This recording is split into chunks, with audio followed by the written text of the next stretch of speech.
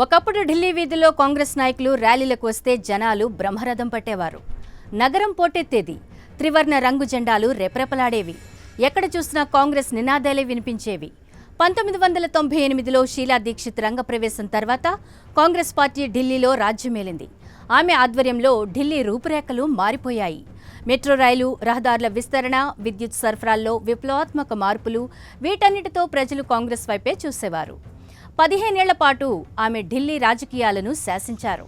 కానీ రాజకీయాల్లో శాశ్వత్వం అనేదే ఏది ఉండదు.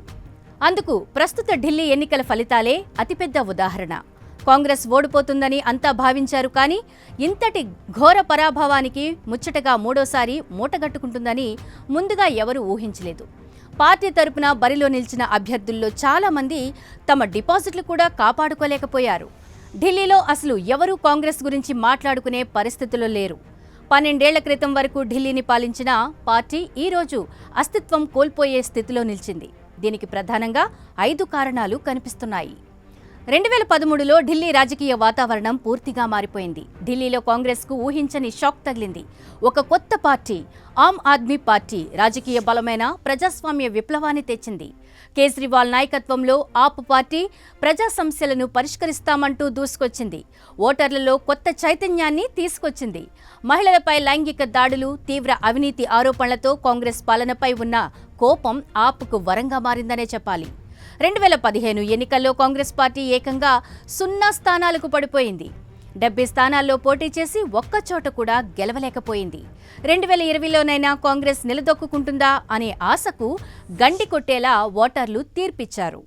నాటి ఎన్నికల్లో కేవలం 4.26% ఓటు షేర్ను సాధించింది కాంగ్రెస్. 2025లోనూ same to same repeat.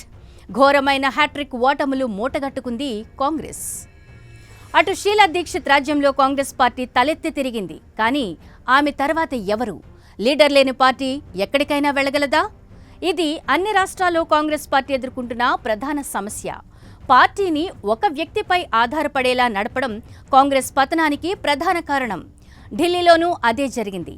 Sheela Dixit తర్వాత పార్టీని ఆ స్థాయిలో నడిపేవారే కరువయ్యారు. ఇక గతం గొప్పదని పదే పదే చెప్పుకుంటే ఓట్లు పడవు. కానీ కాంగ్రెస్ నాయకత్వం ఇప్పటికీ అదే ఫార్ములాను నమ్ముతోంది. Free current, free health care లాంటి పథకాలతో ఆప్ కొత్త తరాన్ని ఆకర్షించింది. ఇటు బీజేపీ 27 ఏళ్ల తర్వాత ఢిల్లీ కోటపై జెండా పాతడానికి అష్ట కష్టాలు పడింది. ఆప్ ఎమ్మెల్యేలపై ఉన్న అవినీతి మరకలను హైలైట్ చేస్తూ ఓట్లు కొల్లగొట్టింది. ఇటు కాంగ్రెస్ మాత్రం 1998లో చేసిన అభివృద్ధి గురించే చెబుతూ కూర్చుంది. ఒకప్పుడు ఢిల్లీలో చిన్న వ్యాపారస్తులు, మధ్యతరగతి పేదలు కాంగ్రెస్ను నమ్మేవారు. కానీ ఆ వర్గాలు మొత్తం ఆప్ బీజేపీ వైపు వెళ్లిపోయాయి. ఆటో డ్రైవర్ల నుంచి ఢిల్లీ మురికివాడల్లో నివసించే ప్రజల వరకు ఎవ్వరూ కాంగ్రెస్ను నమ్మడం లేదు. ఎందుకంటే ఢిల్లీ కాంగ్రెస్ నాయకులు ప్రజల మధ్య తిరగడమే మానేశారు. గాంధీ కుటుంబంపై అధికంగా ఆధారపడుతూ వారి ఇమేజే ఓట్లు తీసుకొస్తుందని భావించి బోల్తా పడ్డారు. ఇక ఈ ఎన్నికల్లో ఓడిపోవడానికి ఐఎన్డీఐఏ కూటమి అనుసరించిన ప్లాన్ ప్రధాన కారణం. కాంగ్రెస్ ఒకవైపు ఆప్తో పొత్తులో ఉంది, మరోవైపు అదే పార్టీపై విమర్శలు చేసింది. దీనికి తోడు రాహుల్ గాంధీ పకడ్బందీ ప్రణాళికలు లేని గేమ్ ప్లాన్ కాంగ్రెస్ పార్టీకి చేటు చేశాయని చెప్పాలి.